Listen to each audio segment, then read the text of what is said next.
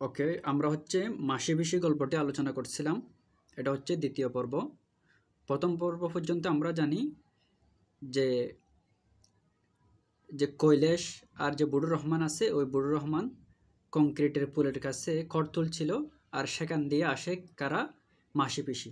আর কৈলাস ডেকে এই মাসি পিসির সাথে কথা বলতে থাকে। এবার ওটারই এক্সটেনশনটা পড়ি আমরা। কৈলাস বলে, তবে আসল কথাটা বলি। যোগু মুখে বললে, এবার সে মামলা করবে বউ নেবার জন্য।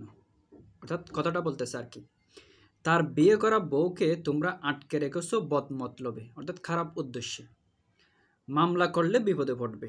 স্বামী নিতে চাইলে বউকে আটকে রাখার আইন নেই, জেল হয়ে যাবে তোমাদের। আর যেমন বুঝলাম মামলা যোগু করবেই আজকালকের মধ্যে। মরবে তোমরা জানো মাসি, জানো পেশি, মারা পড়বে তোমরা একেবারে। অর্থাৎ বউ নেওয়ার জন্য ওই যে কৈলাস জগুর হয়ে কি দিচ্ছে? বই দিচ্ছে মাসি পিসিকে। তারপর আল্লাদি একটা শব্দ করে অস্ফুট আর্তনাদের মতো, অর্থাৎ আর্তনাদ করার মতো করে একটা শব্দ করে।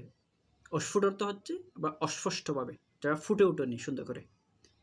মাসি ও পিসি মুখ চাওয়া চাওয়া করে কয়েকবার।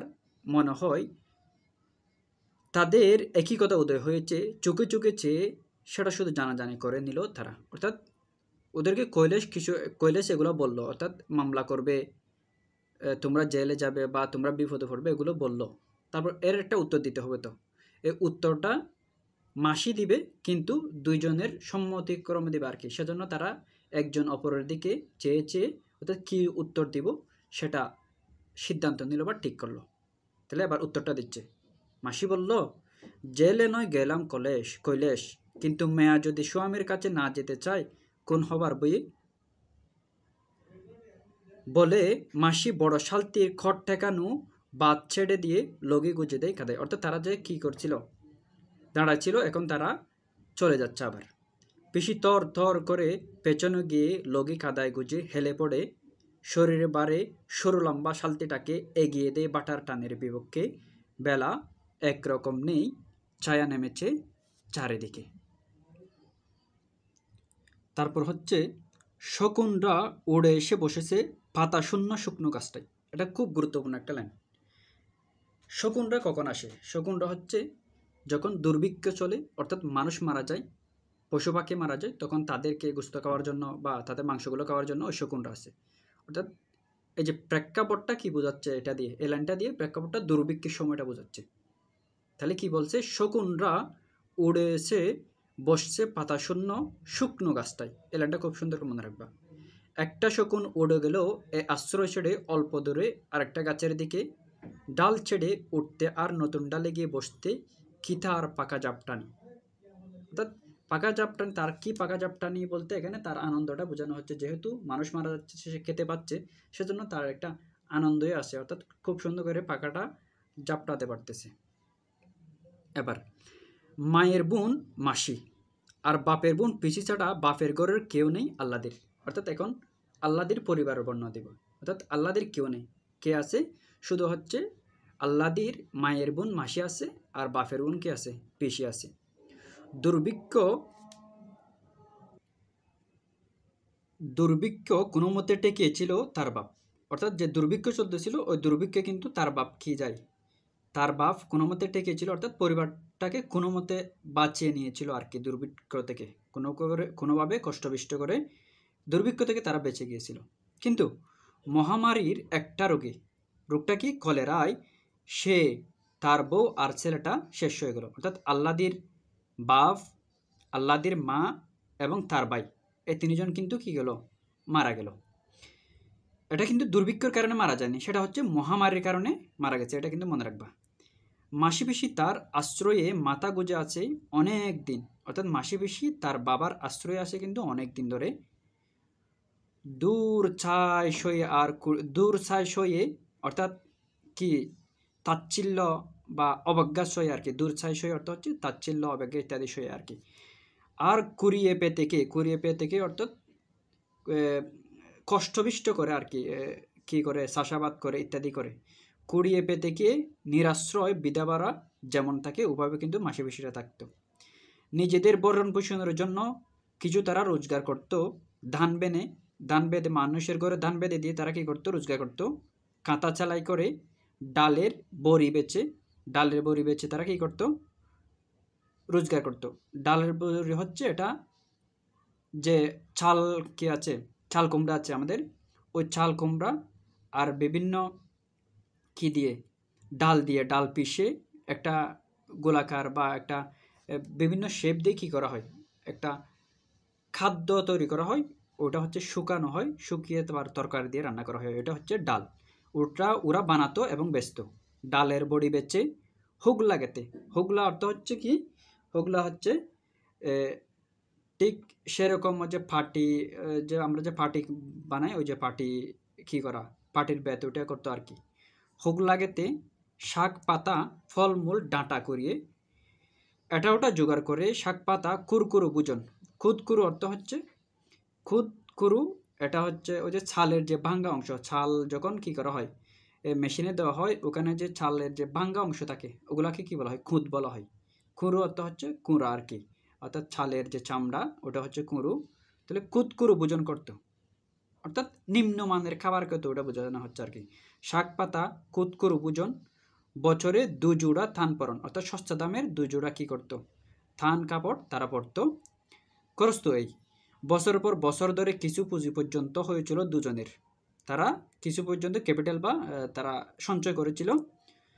রূপুর টাকা আদুলি সিকি, সেটা কি সামান্য, রূপুর টাকা আদুলি এবং সিকি, অর্থাৎ আদুলি অর্থ হচ্ছে 8 পয়সা, আদুলি অর্থ হচ্ছে 8 পয়সা, আর সিকি আদুলি অর্থ হচ্ছে 8 আনা, আর সিকি অর্থ হচ্ছে 4 আনা। আমরা জানি 16 আনাই হচ্ছে 1 টাকা। 16 আনায় কত টাকা, 1 টাকা। আর আদুলি অর্থ হচ্ছে 8 আনা, অর্থাৎ 1 টাকার অর্ধেক, 50 পয়সা। 50 পয়সা হচ্ছে আদুলি, আর সিকি হচ্ছে 1 টাকার 4 ভাগের 1 ভাগ বা 25 পয়সা, যেটাকে 4 আনা বলবো আর কি। তাহলে রূপুর টাকা আদুলি সিকি তারা জমাইছিল, অর্থাৎ সামান্য টাকা, ওটা বোঝাচ্ছে। দুর্ভিক্ষের সময়টা বাঁচবার জন্য তাদের লড়তে হয়েছে সাংঘাতিকভাবে। আহ্লাদের বাপ তাদের টাকাটা শুধু বরাদ্দ রেখে যাওয়া ছাড়াই করে দিয়েছিল একেবারে পুরোপুরি। তারাও তখন বিষম অবস্থা, নিজেরা বাঁচে কি বাঁচে না, তার ওপর জগুর লাতির চোটে মরমর হয়ে মেয়ে এসে হাজির। সে কোন দিকে সামলাবে? মাসি পিসির সেবা যত্নেই আহ্লাদি অবশ্য সেবার বেঁচে গিয়েছিল, তার বাপ মাও সেটা স্বীকার করেছে। কিন্তু কি করবে, গলা কেটে রক্ত দিয়ে সে দার শোধ করা যদি বা সম্ভব, অন্ন দেওয়ার ক্ষমতা কোথায় পাবে? পাল্লা দিয়ে মাসি পিসি আহ্লাদির জীবনের জন্য লড়েছিল, পেলো যদি তো খেয়ে, পেলো যদি তো না খেয়ে, অর্থাৎ খুবই সংকটাপন্ন অবস্থায় বা খুবই কষ্টবিষ্টে তারা জীবনযাপন করেছিল আর কি ওই দুর্ভিক্ষের সময়। পাল্লা দিয়ে মাসি পিসি আহ্লাদের জীবনের জন্য লড়েছিল, পেলো তো যদি খেয়ে, পেলো তো যদি না খেয়েই। অবস্থা যখন তাদের অতি কাহিল অর্থ হচ্ছে একদম চরম অবস্থায় চলে গেছে, চারদিকে না খেয়ে মরা শুরু করছে মানুষ, মরণটাকে ফুরিয়ে আসছে তাদের জীবনের শক্তি। একদিন মাসি বলে পিসিকে, একটা কাজ করবি বেয়ান। বেয়ান অর্থ হচ্ছে ওই যে দুলাভাইয়ের ভাই বোনকে বা ভাবির ভাই বোনকে, এরা পরস্পরকে কি বলে, বেয়ান বলে সম্বোধন করে আর কি। তাঁতিও তরু 2টো পয়সা আসে, মরু 2টো পয়সা আসে, অর্থাৎ তারা একটা আয় রোজগারের ব্যবস্থার কি করতে চায়, প্ল্যান করতে চায়। তারপর ওটা কি করে, ওটা আমরা পরবর্তীতে দেখব। সেটা হচ্ছে কি, শহরের বাজারে তরকারি ফলমূলে ছড়া দাম, অর্থাৎ শহরের বাজারে কি, ওরা হচ্ছে গ্রামে থেকে, শহরের বাজারে কিন্তু তরকারি ফলমূল ইত্যাদির দাম বেশি। যদি ওখানে গিয়ে কিছু বেচা কেনা করা যায়, যদি বিক্রি করা যায়, তখন কিন্তু একটা আয় রোজগারের ব্যবস্থা হয়, তারা কিন্তু ওটা পরিকল্পনা করে। গ্রাম থেকে কিনে গিয়ে যদি বাজারে গিয়ে বেচে আসে, তারা কিছু রোজগার হবে, যেটা বলছিলাম। একা মাসির বর্ষা হয় না, সালতে বেয়ে অত দূর যেতে, অর্থাৎ নৌকা বেয়ে অত দূর যাওয়া কিন্তু শুধু মাসির জন্য একার পক্ষে সম্ভব নয়, সেজন্য তার একটা সঙ্গী লাগবে আর কি। যাওয়া আসাও একার দ্বারা হবে না, তার পিসি রাজি হয়েছিল। এত কিছু হবে কি না হবে ভগবান জানে, অর্থাৎ ফলাফল কী হবে সেটা তারা সৃষ্টিকর্তার উপর রেখে দিচ্ছে, কিন্তু তারা চেষ্টা তো করবে। কিন্তু যদি হয় তবে রোজগারের একটা নতুন উপায়ে মাসি পেয়ে যাবে, আর সে পাবে না, তাকে না ফেলে অন্য কারোর সাথে হয়তো মাসি বন্দোবস্ত করবে। তা কি পারে পিসি করতে দিতে। অর্থাৎ তারা দুজনে কি সিদ্ধান্ত নিল কি করবে, তারা বাজারে গিয়ে বা শহরের বাজারে গিয়ে তরি তরকারি বেচবে। সেই থেকে শুরু হয় গেরস্থের, অর্থাৎ নিজের ঘরের মধ্যে যে বাড়তি, অর্থাৎ তাদের খাওয়া পড়ার পর যে বাড়তি শাকসবজি বা ফলমূল থেকে যায় ওগুলা বেচবে। সে থেকে শুরু হয় গেরস্থের বাড়তি শাকসবজি ফলমূল নিয়ে মাসি পিসি শালতি বেয়ে শহরে বাজারে গিয়ে বেচে আসা। গায়ের বাবু বাসিন্দারাও নগদ পয়সার জন্য বাগানের জিনিস বেচতে দেবে। অর্থাৎ তারা গেরস্থ জিনিস তো বেচেই, গায়ের যারা জমিদার টাইপ মানুষ আছে, গায়ের বাবু বাসিন্দারা যারা আছেন, অর্থাৎ যারা একটু জমিদার গোছের, ওদের কি ওদের যে বাড়ির ফলমূল ওগুলোও কিন্তু তারা কোথায় গিয়ে বেচে আসে, বাজারে গিয়ে বেচে আসে। মাসি পিসির ভাব ছিল আগেও, অর্থাৎ তাদের মধ্যে একটা মিল বা বন্ধন ছিল আগে থেকেও। অবস্থা এক থাকবে না কেন, অবস্থা এক, তাদের অবস্থা, তারা কিন্তু দুজনে স্বামীর ঘর থেকে চলে এসেছে, বয়স সমান, এক ঘরে বাস, পরস্পরের কাছে ছাড়া সুখ দুঃখের কথা তারা কাকেই বা বলবে, কেই বা শুনবে। তবে হিংসা দেশ রেশারেশিও ছিল যথেষ্ট, অর্থাৎ ভাবও ছিল, দেশ রেশারেশিও বা বিদ্বেষও ছিল। কোন দল বেঁধে যেত, কারণ অকারণে। এখানেও তাদের সম্পর্কটা, তাদের মধ্যে কীরকম সম্পর্কটা ছিল ওটা বর্ণনা করতেছে আর কি। পিসি এ বাড়ির মেয়ে, যেহেতু ওটা আল্লাদির বাপের ঘর, তাহলে পিসি অবশ্যই কি এ ঘরের মেয়ে, এ তার বাপের বাড়ি অবশ্যই। মাসি উড়ে এসে জুড়ে বসেছে এখানে, অর্থাৎ আল্লাদির খালা বা মাসি এখানে উড়ে এসে জুড়ে বসেছে, অর্থাৎ বাইরে থেকে এসেছে এরকম বোঝাচ্ছে আর কি। তাই মাসির উপর পিসির একটা অবজ্ঞা অবহেলার ভাব ছিল, যেটা স্বাভাবিক। এই নিয়ে পিসির অহংকার আর কুচায় সবচেয়ে অসহ্য লাগতো মাসির। তাহলে সবচেয়ে বেশি কি অসহ্য লাগতো পিসির, ওই যে মাসি যে তার বাপর বাড়ির হওয়ার কারণে যে কুচা বা অবজ্ঞা করতো, ওটাই হচ্ছে বেশি কি করতো, পিসিকে পীড়া দিত। ধীর শান্ত দুঃখী মানুষ মনে হতো এমনই তাদের, কিন্তু ঝগড়া বাঁধলে অবাক হয়ে যেতে হতো তাদের দেখে। সে কি রাগ, সে কি তেজ, সে কি গু অত হচ্ছে জিত। মনে হতো এই বুঝি কামড়ে দেয় একে অপরকে, এই বুঝি কাটে বটি দিয়ে। অর্থাৎ তারা দেখতে এমনি কি শান্তশিষ্ট, সবসময় শান্তশিষ্ট থাকে, কিন্তু যখন ঝগড়া বাঁধে একদম একজন অপরকে ছাড়বার পাত্র নয় এরকম। শাকসবজি বেছে বাঁচবার চেষ্টায় একসঙ্গে কোমর বেঁধে পড়া মাত্র সব বিরোধ, সব পার্থক্য উড়ে গিয়ে দুজনে হয়ে গেল এক মন এক প্রাণ। অর্থাৎ যখন তারা একটা প্ল্যান করলো রোজগারের, শাক বেচবে শহরে গিয়ে, তখন থেকে কিন্তু তাদের মধ্যে একটা মিলবন্ধন চলে আসে। সে মিল জমজমাট হয়ে উঠলো আল্লাদির বার গাড়ে পড়ায়, সে মিল জমজমাট হয়ে উঠলো আল্লাদির বার গাড়ে পড়ায়। অর্থাৎ তাদের এখন কিন্তু আল্লাদির বারটা এসে পড়ায়, অর্থাৎ তাদের দুইজনেরই একই দায়িত্ব পড়ে, একটা বড় একটা দায়িত্ব পড়ে। তারা কিন্তু আরও তাদের যে সম্পর্ক আছে ওরা আরও জমজমাট হয়ে উঠলো, আরও গাঢ় হয়ে উঠলো। নিজের পেট ভরানো শুধু নয়, নিজেদের বেঁচে থাকা শুধু নয়, তাদের দুজনেরও এখন আল্লাদি আছে, অর্থাৎ আল্লাদিকেও কী করতে হবে, তাদের দেখে যেতে হবে, খাইয়ে পরিয়ে যত্নে রাখতে হবে তাকে, শ্বশুর ঘরের কবল থেকে বাঁচাতে হবে তাকে, গায়ের বজ্জাতের নজর থেকে সামলে রাখতে হবে তাকে। কত দায়িত্ব তাদের, কত কাজ, কত ভাবনা। বাপ মা বেঁচে থাকলে আল্লাদিকে হয়তো শ্বশুর বাড়ি যেতে হতো, অর্থাৎ বাবা মা বেঁচে থাকলে তখন কিন্তু তারা হয়তো একটু কথা টথা বলে, অর্থাৎ যাও স্বামীর ঘর করতে হয়, এরকম বিভিন্ন কথা বলে কিন্তু রাজি করায় নিত মা বাপ তো। কিন্তু মাসি পিছু যেহেতু ভিন্ন ঘরের বা একটু দূরাত্মীয়, সেজন্য কিন্তু তারা পাঠায় দিলে ওটা কেমন দেখায়। মাসি পিছু বিশেষ কিছু বলতে কিনা সন্দেহ, অর্থাৎ তখন যদি মা বাপ বেঁচে থাকতো তারা শ্বশুর বাড়ি পাঠায় দিলে মাসি পিছু হয়তো কিছু বলতে না, কিন্তু তারা তো নেই, তারা তো মারা গেছে, কলেরা মারা গেছে। এখন মাসি পিছুরের সব দায়িত্ব বিনা পরামর্শে আপনা থেকে তাদের ঠিক হয়েছিল। আপনা থেকে অর্থ হচ্ছে নিজ থেকেই আল্লাদিকে পাঠানো হবে, অর্থাৎ তারা নিজ থেকেই কি পরামর্শ করলো, অর্থাৎ আল্লাদিকে কি আহ্লাদিকে তারা পাঠাবে না, আহ্লাদিকে কোথাও পাঠানোর কথা তারা ভাবতেও পারে না। বিশেষ করে এই খুনিদের কাছে কখনো মেয়ে তারা পাঠাতে পারে যাদের কথা যাবার কথা ভাবলেই মেয়ে যখন আতঙ্কে পাশুটে মেরে যায়, অর্থাৎ একদম ফ্যাকাশে হয়ে যায়। অর্থাৎ তাদেরকে জগুর বাড়িতে পাঠাবে বললেই এই আহ্লাদি কী হয়ে যায়, একদম তার রংটাই বিগড়ে যায়, অর্থাৎ বইয়ে তার রংটাই বিগড়ে যায়, এরকম অবস্থা। ওকে, তাহলে বাপের গড়দুয়ার জমি জমাটুকু আহ্লাদিকে বর্তেছে অর্থ তাই সে উত্তরাধিকার সূত্রে পেয়েছে। জগুর বউ নেবার আগ্রহ খুব স্পষ্ট, অর্থাৎ কেন সে আহ্লাদিকে নিতে যাচ্ছে সেটা স্পষ্ট, অর্থাৎ যে সামান্য যে জমি জমাটুকু আছে ওটা পাওয়ার জন্য আর কি। সামান্যই ছিল তার বাপের, তারও সিকি মতো আছে মোটে, অর্থাৎ যা ছিল তার 4/1 মতো আছে, বাকি গেছে গোকুলের কবলে। এটা একটা নতুন চরিত্র, অর্থাৎ যা ছিল সেটা হচ্ছে গোকুলের কবলে, এটা হচ্ছে বজ্জাত জমিদার। তবু মুফতে যা পাওয়া যায় তাতে জগুর প্রবল লোভ। মুফতে হচ্ছে মাগনা, অর্থাৎ বিনা পয়সায় যা পাওয়া যায় তাতে কি তার প্রবল লোভ। খালি করে আহ্লাদিকে রেখে কোথাও যাবার সাহস হয় না তাদের। দুজনে মিলে যদি যেতে হয় কোথাও আহ্লাদিকে তারা সঙ্গে নিয়ে যায়। মাসি বলে, ডরাস না আহ্লাদি, বাউতা দিয়ে আমাদের দমাবার ফিকির সব, অর্থাৎ আমাদেরকে কি করে বেলকিবাজি করে বা ছলনা করে সবই কি আমাদেরকে দমাবার বা আমাদেরকে কি করে আমাদের সাথে ছলনা করে তোকে নিয়ে যে জায়গা জমিগুলো নেওয়ার সবগুলো কি হচ্ছে ফিকিরফন্দি সবার। নয়তো কলেজকে দিয়ে ওসব কথা বলায় মোদের। পিসি বলে, 2 দিন বাদে ফের আসবে দেখির জামাই।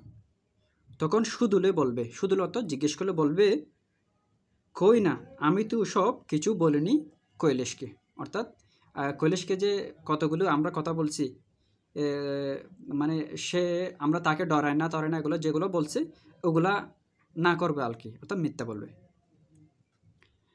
মাসি বলে, 4 মাসই পড়লি, আর কটা দিন বা। 4 মাসই পড়লি বলতে এখানে তার গর্ভাবস্থতা বোঝানো হচ্ছে, অর্থাৎ যদিও তাদের মধ্যে ঝগড়াঝাটি হচ্ছে বাইরে, কিন্তু ভিতরে কি তাদের মেন বিয়ের যে আসল কাজ ওটা চলে যাচ্ছে, ওটা বুঝতে পারছো। তাহলে মাসি বলে, 4 মাসই পড়লি, আর কটা দিন বা বাকি, অর্থাৎ সে গর্ভবতী। মাসি মা মাসির কাছে রইতে হয় এই সময়টা, অর্থাৎ এই যে গর্ভবতী সময় ওটার সময় মা মাসির কাছে কি থাকতে হয়। জামাই এলে বুঝিয়ে বলবো। পিসি বলল, ছেলের মুখ দেখে পাষাণ নরম হয়, অর্থাৎ যদি ছেলে মেয়ে হয় তখন কিন্তু জামাই কি হয় একটু নরম টাইপ হয়ে যায়। জানিস আল্লাদি, তোর পিসে ছিল জগুর মতো। তোর পিসে কী ছিল, অর্থাৎ পিসের জামাই পিসে ছিল জগুর মতো, একদম পাষাণ। কুকটা কোলা আসতে কি হয়ে গেল সেই মানুষ, অর্থাৎ তাদের ঘরে একটা সন্তান আসতেই মানুষটা একদম নরম হয়ে গেল। চুপি চুপি এসে এটা ওটা খাওয়াই, উঠতে বলি তো উঠে, বসতে বলি তো বসে, মানে একদম কি হয়ে যায় তার অনুগত হয়ে যায়। এবার পিসি তো তার পিসের কথা বললো, এবার হচ্ছে মাসি ওর প্রসঙ্গটা টানবে। ও কি বলতেছে, মাসি বলে, তোর মেশু ঠিক ছিল, শাওরিনোর ছিল বাঘ, অর্থাৎ মাসির যে জামাই যে মেশু, এ মেশু কিন্তু কী ছিল মোটামুটি ঠিক ছিল, ও ভালোই কী করতো কেয়ার করতো। কিন্তু ওর যে মা বোন ছিল শাওরিনী নদ, অর্থাৎ মাসির শাওরিনী নদ, তারা কিন্তু কী ছিল খুবই ভাগর মতো ছিল। উঠতে বসতে কিসা চাকিয়েছি বাবলে বুক কাফে, অর্থাৎ যে মাদ্দার খাইয়েছি বাবলে কিন্তু কী কাফে বুক কাফে। কিন্তু জানিস আল্লাদি, মেয়েটা যেই কুলে এলো শাওরিনের জন্য আমাকে মাথায় করে রাখলে বাচ্চে, অর্থাৎ একদম খুবই কেয়ারি করতেছে। তাহলে এখানে একটা বিষয় মনে রাখবা, পিসির কিন্তু কী হয়েছিল ছেলে হয়েছিল, আর মাসির কিন্তু কী হয়েছিল মেয়ে হয়েছিল। এটা কীভাবে রাখবা, মাসি মেয়ে, অর্থাৎ মাসির মেয়ে হয়েছিল। তারপর পিসি বলে, তুইও যাবি স্বামীর ঘর করবি, অর্থাৎ স্বামীর ঘর করবি বা স্বামীর ঘরে তুইও কি সংসার করবি, ডরাসনি, ডর কিসের। বাড়ি ফিরে দ্বীপ জেলে মাসি পিসি রান্না সারতে লেগে যায়। বাইরে দিন কাটলেও আহ্লাদের পরিশ্রম কিছু হয়নি, শুয়ে বসেই দিন কেটেছে। তবু মাসি পিসির কথা সে একটু শরীর নয় মনটা তার কেমন করছে, নিজেকে তার ছেঁচড়া নোংরা নর্দমার মতো লাগে। মাসি পিসির আড়ালে থেকেও সে টের পায় কীভাবে মানুষের পর মানুষ তার দিকে তাকাচ্ছে, যেহেতু সে ঘরের মধ্যে কি চলে এসেছে, তার দিকে বিভিন্নজন বিভিন্নভাবে কি তাকাচ্ছে, বিভিন্ন নজরে তাকাচ্ছে। কতজন কতভাবে মাসি পিসির সঙ্গে আলাপ জমাচ্ছে তরীয় তরকারির মতো, তাকেও কেনা যায় কিনা যাচাই করবার জন্য। বুঝে গেছি, গায়ের কতজন তার কত রকমের দরদাম করলো, গায়ের কতজন কতবার দাম দিয়েছে মাসি পিসির কাছে, মাসিপিসিকে চিনে তারা অনেকটা চুপচাপ হয়ে গেছে আজকাল, অর্থাৎ মাসিপিসি যে দম্বার পাত্র নয় বা কাউকে সাথে কি মাথা নোয়াবে না, ওটা বুঝতে পেরে তারা কিন্তু কি হয়ে গেছে, মোটামুটি চুপচাপ হয়ে গেছে। কিন্তু গোকুল হাল ছাড়েনি, কিন্তু একজন হাল ছাড়েনি, অর্থাৎ ও পিছনে লেগেই আছে। সেটা হচ্ছে গোকুল। মাসিপিসিকে পাগল করে তুলেছে গোকুল। মায়ের বাড়া তার এই মাসিপিসি। মায়ের বাড়া অর্থ হচ্ছে মায়ের থেকে বেশি। মায়ের বাড়া অর্থ কি? মায়ের থেকে বেশি। কারা? মাসিপিসি। মাসিপিসি হলো আল্লাহদের কাছে মায়ের থেকেও বেশি। মায়ের বাড়া তার এই মাসিপিসি, কি দুর্ভোগ তাদের জন্য, তার জন্য। মাসিপিসিকে এত যন্ত্রণা দেওয়ার চেয়ে সে নয় শ্বশুর ঘরের পাঞ্চনা সইত, জগর লাথি খেত, অর্থাৎ সে নিজে নিজে সেগুলো ভাবে আর কি। ঈষৎ তন্দ্রা করে শিওটে আল্লাহ দিয়ে, তন্দ্রা করে অর্থাৎ গুম গুম আসবার ভাব করে, কিন্তু শিওরে ওঠে। এক পাশে মাসি আর এক পাশে পিসিকে না নিয়ে শুলে কি চলবে তার কোনো দিন, অর্থাৎ তার বইয়ে তটস্থ থাকে সবসময়, এবং মাসি পিসির সাথে তার কী করতে হয়, ঘুমাইতে হয়। ওকে, এটা হচ্ছে দ্বিতীয় পর্ব। তৃতীয় পর্বে একদম শেষ করে দেবো আর কি।